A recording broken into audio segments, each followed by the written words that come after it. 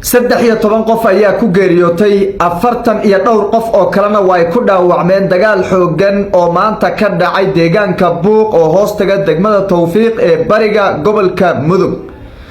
dagaalkan maalintii labaad ayay maanta u ahayd, laba beelood ayaan halkaasi ku dagaalamaya, waa beesha Sheekhaal ama beelaha Sheekhaal iyo sidoo kaleeto beelaha Dir oo ayagana halka deegaanadaas qayb ka mid ah degan. walina dagaalku waa socdaa oo caawa habeenimo ayaa la iskugu gabalritay. waxaan dul istaagi doonaa dagaalkaasi waxa la isku hayo doorka dawladda Galmudug maamul goboleedka Galmudug ay qaadatay dawladda federaalka naftirkeeda baaqyada ka soo baxay iyo sidoo kaleeto sidii loo baahnaa oo aysan u wajihin dawladda federaalka. waxaan dhanka kaleeto iyadana eegi doonaa dagaalkii ka socday deegaanka Baliseen Yoole oo u dhaxeeya ama inta uu ku yaala inta u dhaxaysa degmada Cadaado iyo Cabudwa. dagaalkii isagana dhowrkii maalin ugu dambeeyay halkaasi ka socday iyo halka uu ku dambeeyay ayaan iyadana dul istaagi doonaa. waxaan dhanka kaleeto mid iyo laba oran doonaa oo aan dul istaagi doonaa waxyaabaha sababta u ah dagaal beeleedyadan tusbax furtay noqday ee dalka Soomaaliya ka socda, doorka dawladda federaalku ay ku leedahay ama ay ka qaadatay nabadeynta ayaan iyadana dul istaagi doonaa. soo dhawaada muuqaalka la eegsaara aragtidiina nagu reeba qaybta commentiga. aynu ku bilownay horta maalmahan waagi hore waxaan ogsoonayn Mareexaan iyo Reebel baa isqabsaday, leelkaasi iyo dee waxa weeye Habargidir baa is haysta, Mareexaan iyo Habargidir baa is haysta, meel kale Mareexaan iyo Habargidir baa isku haysta, Habargidir iyo Habargidir baa is haysta, Cayr iyo waxa weeye nimankii la dhaayay kan Abgaal iyo Habargidir baa is haysta, Hebel iyo Hebel baa is haysta oo baan maqlaynay. nimankii ugu wadaadsanay wadaadada ahaa ee la yaqaanay waxa weeye oo Raaw Xasan ragii la yaqaanay Soomaalida diinta soo baray ee Sheekhaaleed ayaa hadda iyo Dir baa isku dhagan jaqam waa la israansaday. Sheekhaaltu dee waagi hore waxaan moodahayay dagaalkii hawlaha inay yaqaanino ragun kitaabada watay oo iska fiican oo waxa weeye wadaadu u baan u maleynaya show nimankan waxbaaba u duuganba jilbahay waxa waasheen 13 qof baa ku geeriyootay dagaalkii maanta iyaga Dir dhaxmaray maanta kaliya. inna lillahi wa inna ilayhi raaji'uun. ilaahu xiisada kala qabooji, ilaahu ummadda bogooda burcad isku mari, ilaahu ummadda isku waxa weeye waxay isku haystaan wax weyn meehe, ilaahayow xaqa fahamsi, ilaahu daalimiinta iyo mujrimiinta dadka isku diraya ee beenta iyo waxa weeye qurunka ku qaraabanaya ee dhiiga ummadda ka qaraabanaya, ilaahu ummadda ka soo qabo. dagaal saacada socday buu ahaa, shalayna dagaalku si goosgoos u dhacay, maantana waa dhacay, wayna israamsatay baashu. khasaarahana dhinaca Dirtu aad iyo aad ugu badan yahay, ilaa 8 qof baa la dilay baa liloo Dirta, kuwana waxa laga dilay waxa weeye 5 qof baa laga dilay. dhaawacu waa badan yahay, waa 40 iyo dhowr 30 kamida waa nimankii Direed baa la yidhi meesha degan. nimanka Dirta naftirkoodu niman yar oo xir oo meesha degan bay ahaayeen, iyaga naftirkoodu Dir badan oo qabiil oo meesha degan ma jirin, waa niman xirnimo inta u imaadeen, laakiin dadku way iska badanayaan. hadduu qofkan waxa weeye 50 sano qabiilkan uu joogo, aniga keligay maanta intaan meel tago haddaan 50 sano aan joogo, dee 50 kaas sano ee aan joogo waxaan dhalay waxay sii dhaleen waxa soo qaraabsaday kuwa meesha imaaday, kuwa iska imaaday, kuwa xirta wixii oo dhacaraday ka badanayaan. Soomaaliduna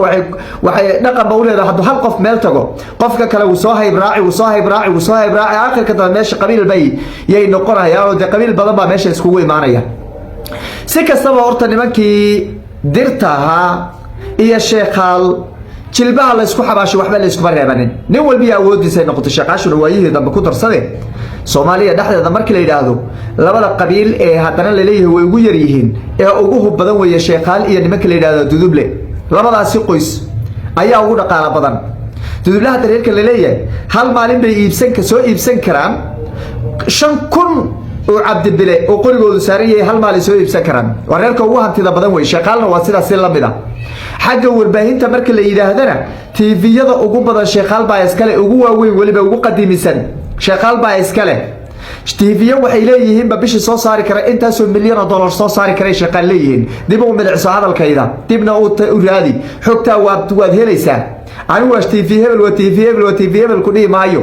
oo ma rabi in TV-yada lagu kaco oo hadhow taado mucaarada aad tiraahdo waxaan aad tiraahdo ku kacday ma rabi TV-yada ugu caansan iyo kuwa ugu dhaqaalaha soo saar badan iyo waliba ragga ugu saameynta badan baraha bulshada markii la yiraahdo waa sheekhaal xaqiiqada hada doonaysa way kuro yar waxay leeyihiin rag ugu saameynta badan baraha bulshada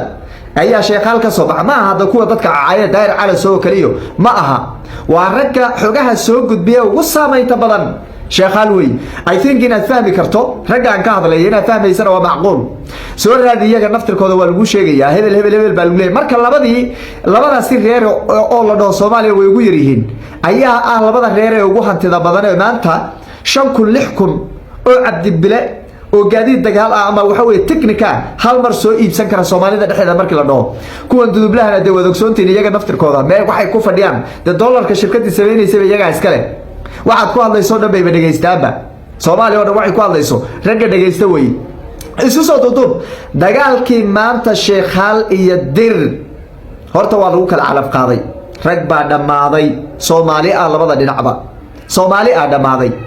laakiin cudud baa la isku tijaabiyay waa la istijaabiyay tijaaba la iska qaaday sidii Wagardhac iyo Saleemaan ay isku tijaabiyeen ayay kuwana isku tijaabiyeen barqi baa lagu kala baxay qabtay baa ka yadhay horta qabtay baa ka yadhay walaw khasaaraha dhinacay labada dhinacba uu soo kala gaaray laakiin waa lagu kala calaf qaaday waana lagu kala badan yahay sheekhaal baana waxa weeye koobkii horay u sii qaadatay walaw ragga qiimo badan oo wadaad ah ay ka dhinteen la sheekhaashna kulligeed waa wadaad Soomaaliya saasana lagu filayaa siyaasigooduna waa ninka la dhahay ugu kaaran waa ninka la dhahay Fahad Yaasiino laakiin Fahad Yaasiin naftigiisa abu wadaadaba waa aragtaan uu iska seemano mariyo oo iska qaba ninka culimada weeyay hoosta ka sii waa yaqaanay oo xogaaga waa ku fiican yahay xagga siyaasadda aad buu ugu fiican yahay ragga ugu horeeyay Soomaalidu ka mid yahay si kastaba yeena ajandaheena ka bixinay dagaalkii maanta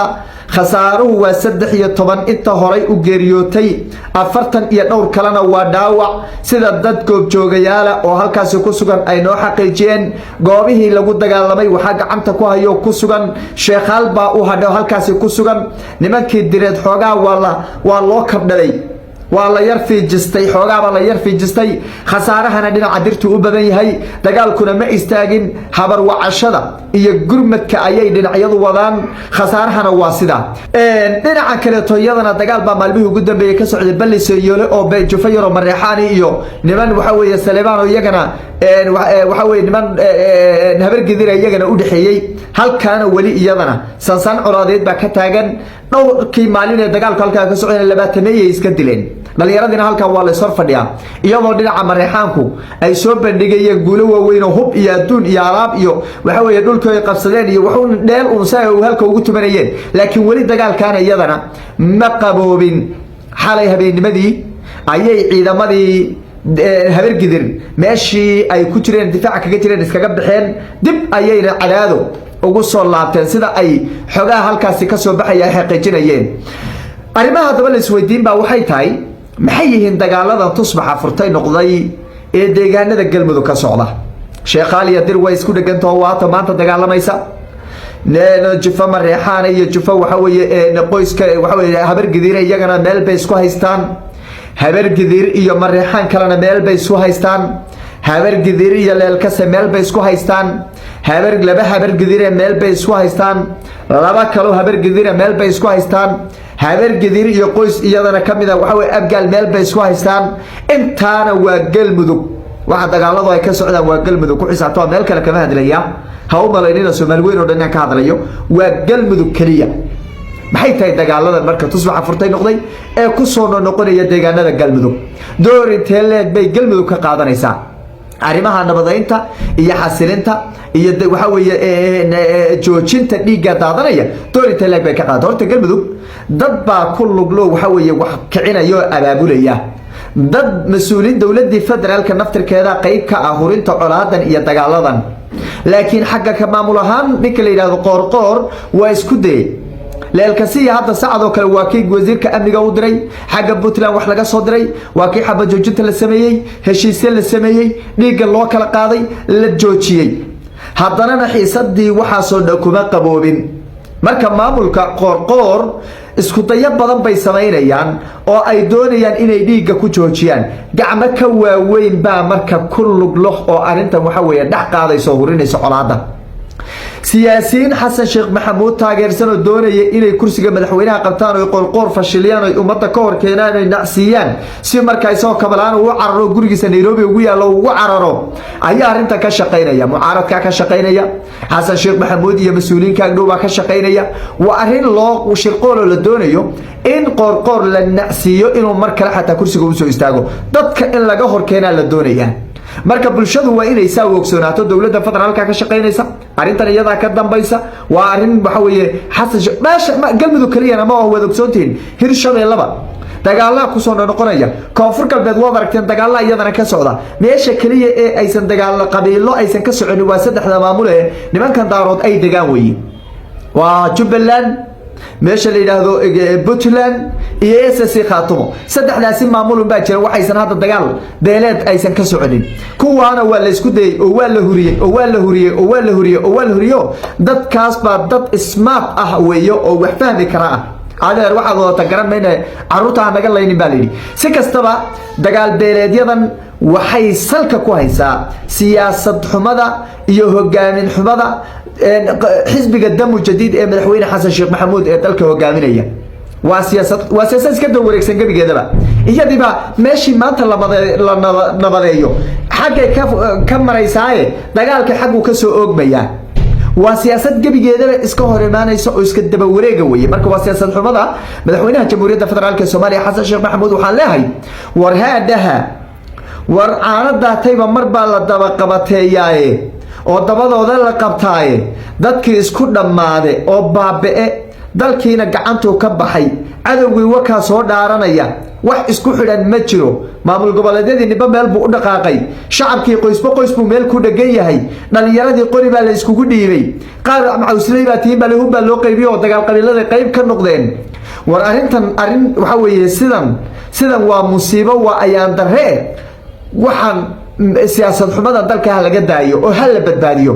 haddii dalka la badbaadi waayo oo dagaal beeleedyadan ay sii socdaan 91kii baa loo laabanaya oo xaaladdu sidan way ka daraysaa danna inooma aha oo cid ay dan u tahay ma jiro war madaxweynaha dalka laga qabto